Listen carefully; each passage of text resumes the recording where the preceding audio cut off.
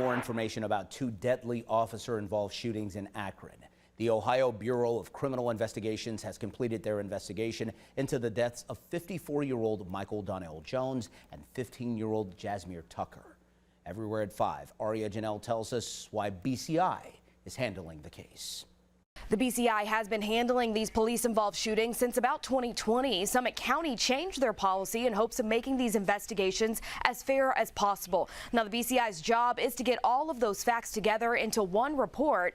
What they've gathered hasn't been released yet, but here's what we know about those cases. According to police, Jones was shot twice in the torso on East Avenue. Akron Police say they were investigating an alleged stolen U-Haul truck at a gas station when police found the truck and Jones inside. Surveillance video shows police lunge into the U-Haul and then the U-Haul driving away with officers in it. That's when shots are fired. According to the medical examiner, Jones was shot in the torso twice. Shots fired! Shots fired! The second officer-involved shooting the BCI was investigating happened in November of last year. According to Akron Police, officers heard gunshots in the area of East Avenue and Vernon Odom Boulevard. That's when they found 15-year-old Jasmine Tucker.